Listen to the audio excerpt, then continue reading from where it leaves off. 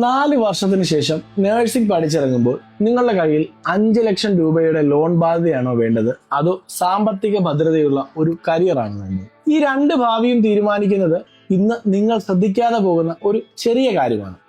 Rank list പ്രസിദ്ധീകരിച്ചു കഴിഞ്ഞാൽ ഭൂരിഭാഗം രക്ഷിതാക്കളും വിദ്യാർത്ഥികളും വലിയൊരു പരിഭ്രാന്തിയിലാണ്. എനിക്ക് ഗവൺമെന്റ് സീറ്റ് കിട്ടില്ല എന്ന പേടി കാരണം ധൃതി പിടിച്ച് ഉയർന്ന ഫീസുള്ള പ്രൈവറ്റ് കോളേജുകളിൽ സീറ്റ് ഉറപ്പിക്കാൻ പലരും ശ്രമിക്കുന്നു. ഈ എടുത്തുചാട്ടം കാരണം നിങ്ങളുടെ ഭാവിയിലെ സാമ്പത്തിക നിലയാണ് തകരാറിലാവുന്നത്. നിങ്ങൾ മനസ്സിലാക്കേണ്ടത് അഡ്മിഷൻ പ്രക്രിയ ഒരു ദിവസം കൊണ്ട് തീരുന്നതല്ല എന്നതാണ്. MBBS BDS അലോട്ട്മെന്റുകൾ കഴിയുമ്പോൾ ഗവൺമെന്റ് നഴ്സിംഗ് കോളേജുകളിൽ ധാരാളം സീറ്റുകൾ ഒഴിവരാറുണ്ട്.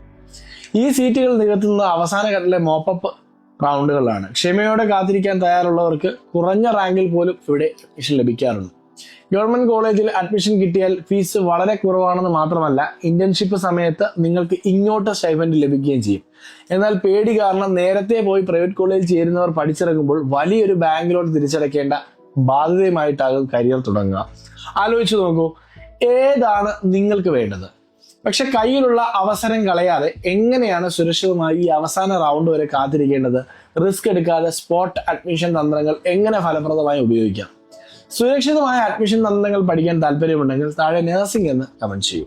നിങ്ങളുടെ ഭാവി സുരക്ഷിതമാക്കാനുള്ള കൂടുതൽ അഡ്മിഷൻ ടിപ്സുകൾക്കായി ഈ പേജ് ഫോളോ ചെയ്യാനും മറക്കരുത്.